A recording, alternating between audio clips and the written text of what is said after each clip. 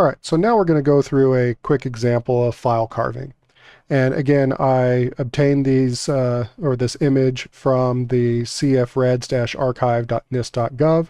There's a file carving section where they have several different types. I'm going to go ahead and use this l0graphic.dd for the non-fragmented graphic files. Inside of that, there are these particular files which have been deleted. If you're curious, you can look at the original files here, and you can see what the graphics originally were. We'll go ahead and not worry about that right now, and we'll go ahead and just see what we can find. So I downloaded this L0, and I already moved it over, and so I just need to copy a media L0 to here.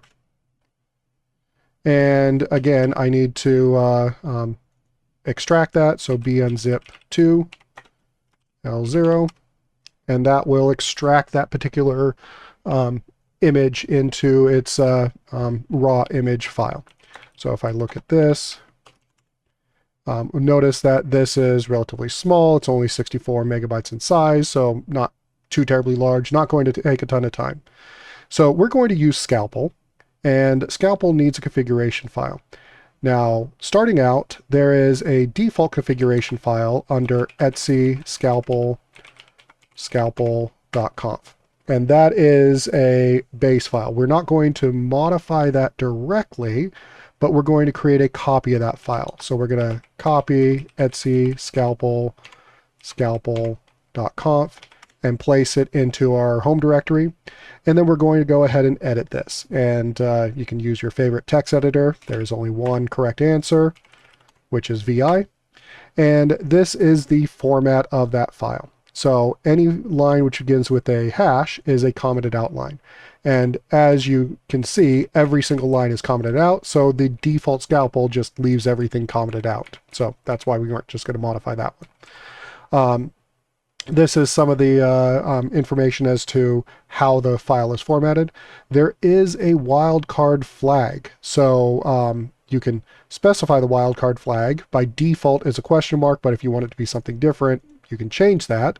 But you'll notice that down here for JPEG files, for instance, it's looking for FFD8FF and 3 characters or 3 bytes, and then the string EXIF or JFIF.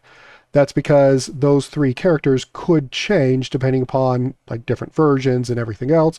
And so that's why there's going to be several different folders for whatever we're creating. So in this, we're going to go ahead and uncomment out certain lines. So we're going to go ahead and look for JPEGs. We'll look for the 2 JPEGs, and we'll go ahead and look for the TIFF files. TIFF is another image format, pretty common for cameras and Photoshop and everything else. But these, notice that they do not have a footer. They just have the header for it, and then the maximum file size for whatever it's looking for. So once we're done, we can go ahead and save this. And if you're using VI, to delete a character, you just press the letter X, or you can press delete when you get there, if you want to. And to exit VI, you just press escape, :WQ, enter, and that will write and quit the editor. So now we have our particular configuration file. And again, if you were looking for other files, and you would just specify whatever header needs to be in there. So we'll go ahead and run Scalpel, passing in the configuration file.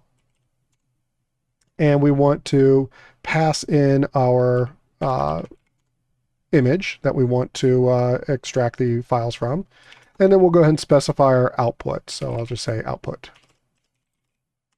Okay. Oh, apparently I already have an output directory. So I'm just going to name this output 2. And there we go.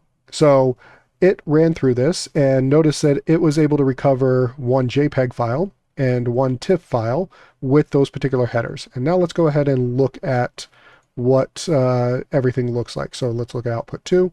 And so we see our 2 directories there, because one for each of the file types that it managed to recover. And if we look at JPEG 0, we can see, hey, here's this particular image that was exported.